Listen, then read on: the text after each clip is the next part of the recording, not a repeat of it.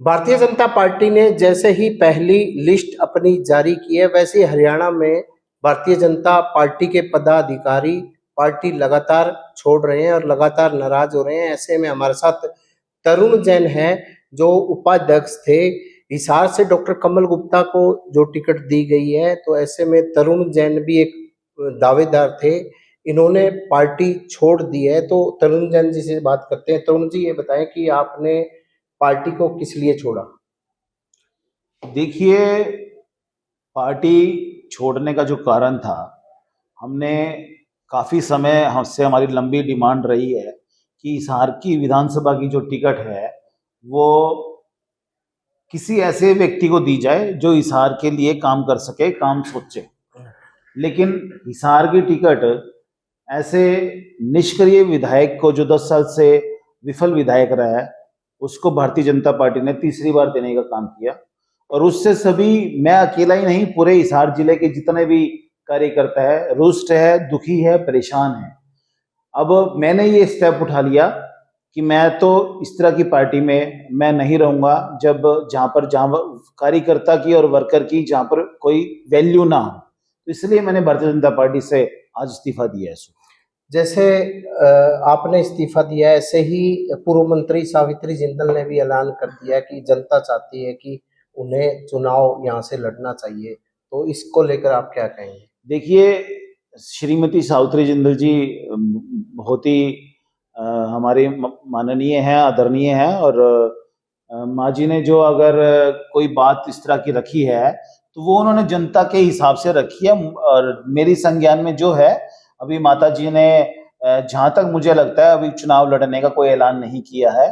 और कहीं ना कहीं माँ जी भी इस बात को थोड़ा बहुत, और लोग मान रहे हैं कि माँ जी की अब लगभग उम्र भी हो गई है और काफी एज्ड हो गए हैं। तो माता जी से मैं मिला भी हूँ पिछले एक हफ्ते में 2-3 बारी, और उनका आशीर्वाद मेरे साथ रहेगा, ये बात मुझे अच्छी तरह मालूम है। जैसे आप युवा हैं, युवा के नाते आपने भी अपना दावा जताया होगा। डॉक्टर कमल गुप्ता की भी काफी एज हो गई है, तो क्या लगता है, आपने भी हाईकमान को अपना दिया होगा, माई मांग की गई होगी, क्या कमी रह गई होगी जो आपको टिकट न दे के वहां दी गई है? क्या लगता है? देखिए, यही चीजें हमारे लिए बड़ा चिंता का विषय है कि हमने जो टिकटों के लिए जो हमने आवेदन किया या जो हमारे से चीजें मांगी गई, और उसके बावजूद जो सर्वे हुए पार्टी ने भी करवाए, और संघ की भी अपनी रिपोर्ट होती है, आईबी की भी अपनी रिपोर्ट होती है, सीआईडी की भी अपनी रिपोर्टें होती है, वो सब रिपोर्टों में हमारे नाम थे।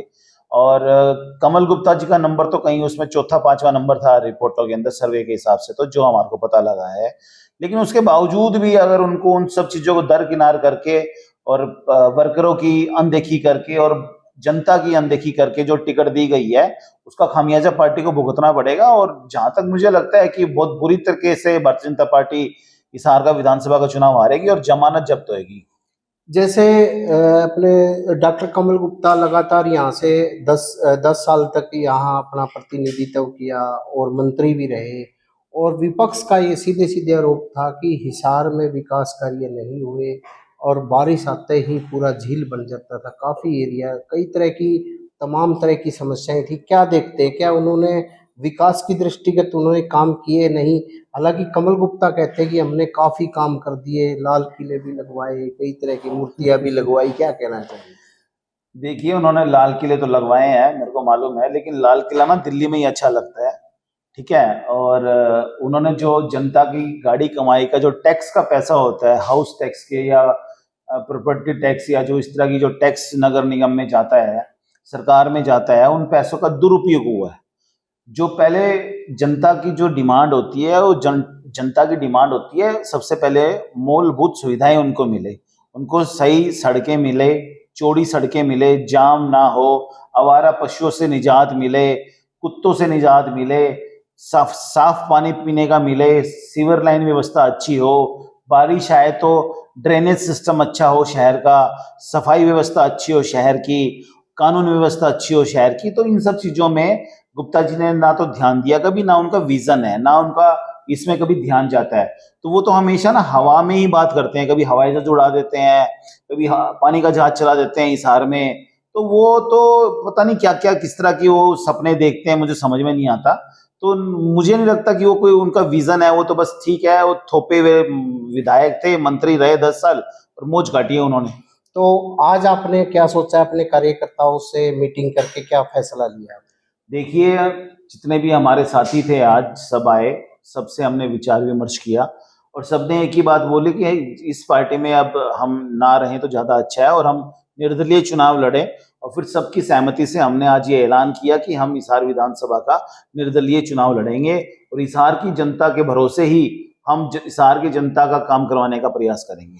तो एक अहम सवाल है कि क्या पार्टी हर एक पार्टियां सर्वे करवाती है, जी। तो बीजेपी ने भी सर्वे कराया हुआ, क्या लगता है कि सर्वे में कौन कितने नंबर पे था, आपको कुछ पता चला हो? देखिए, मुझे और जगह का तो नहीं मालूम, लेकिन मेरे को हिसार का मालूम है। हिसार में मैं सर्वे में मैं टॉप में था और उसमें गौतम सरदाना जी का भी नाम था और उसमें सबके नाम थे। और लेकिन जहां तक हमारे को पता है, कमल गुप्ता जी का उसमें चौथा या पांचवा नंबर था और सर्वे के हिसाब से तो इनको टिकट मिलनी ही नहीं चाहिए थी। हम बड़ा इस बात को लेकर थे कि भी अब की बारी कोई अच्छा कैंडिडेट उतारेगी पार्टी, या तो उसके साथ लगेंगे या हमें टिकट देगी तो हम तन मन धन के साथ चुनाव लड़ेंगे और हिसार की जनता की जो मूलभूत सुविधाओं के लिए लड़ाई लड़ेंगे आगे जाके। तरुण जी, अंतिम सवाल, आपने कहा कि आप निर्दलीय चुनाव लड़ेंगे जी। निर्दलीय चुनाव लड़ने का हिसार को लेकर आपने क्या रोल मॉडल सोचा है, क्या क्या काम करने वाले? देखिए, मैं ना तो बड़ी बातें करता हूँ, ना मेरी आदत है और ना मैं इस तरह के कोई झूठे सपने दिखाऊंगा जनता को। मेरा ये जो पहले बातें आती थी, कभी लंदन बना देंगे, कभी पेरिस बना देंगे, कमल गुप्ता जी कहते थे मैं इसको इंदौर बना दूंगा, क्योंकि इंदौर बना दूंगा, वो जहां पर रहते हैं ना उनके घर के सामने नगर निगम का ऑफिस है, वो उनके घर के पीछे प्रीति नगर है, प्रेम नगर है, वो वहीं की स्थिति नहीं सुधार पाए, नगर निगम के आसपास की स्थिति नहीं सुधार पाए, अपने घर के आसपास की स्थिति नहीं सुधार पाए, तो वो हिसार को कैसे सुधारेंगे? वो सिर्फ और सिर्फ हवा में बातें करना जानते हैं, धरातल पे उनको काम करना नहीं आता। ना उनका कोई ऑफिसर उनकी को बात सुनता, ना वो किसी ऑफिसर को फोर्सफुली बोलते हैं कि ये चीज ऐसी होनी चाहिए या ये चीज ऐसी होनी चाहिए। जैसे अब पहली लिस्ट आई है, पूरे हरियाणा में लगता हुआ कि आपको पार्टी के जो कार्यकर्ताओं में जो रुष्ट हैं, तो उनमें एक रोष भी है, पार्टी भी छोड़ रहे हैं हरियाणा के कई कार्यकर्ता। देखिए, जहां तक मेरी जानकारी का सवाल है, ये बात आपकी बिल्कुल सही है कि पूरे हरियाणा प्रदेश में भारतीय जनता पार्टी ने जिस तरीके से टिकटें बांटी है, उससे भाजपा का कार्यकर्ता पदाधिकारी बहुत ज्यादा परेशान है, रुष्ट है, दुखी है। और मुझे लगता है कि अभी तक जितने लगभग कल 9:30 बजे टिकटों का घोषणा हुई थी, और तब से लेके अभी तक लगभग 300 लोगों ने, बड़े बड़े नेताओं ने और पदाधिकारियों ने इस्तीफे दे दिए हैं। और आने वाले समय में और जो लिस्टें आएगी या जो लोग बातें निकल के आएगी, जो मुझे लगता है कि भारतीय जनता पार्टी इस टाइम धरातल पे बिल्कुल जीरो हो चुकी है। तो ये थे तरुण जैन, इनका साफ तौर से कहना था कि जो पहली लिस्ट आई है जिसमें सही कार्यकर्ताओं को टिकट नहीं दी, इससे कार्यकर्ताओं में रोष है।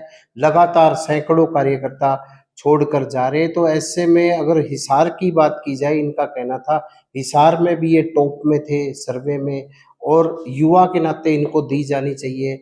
और सीधे सीधे उन्होंने डॉक्टर कमल गुप्ता पे ये आरोप लगाए कि उन्होंने अपने कार्यकाल में कोई ज्यादा विकास कार्य नहीं किए।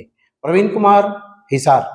देश दुनिया की हर खबर सबसे पहले देखने के लिए फॉलो करें Dainik Savera TV, YouTube, Facebook, Instagram, X और व्हाट्सएप चैनल पर।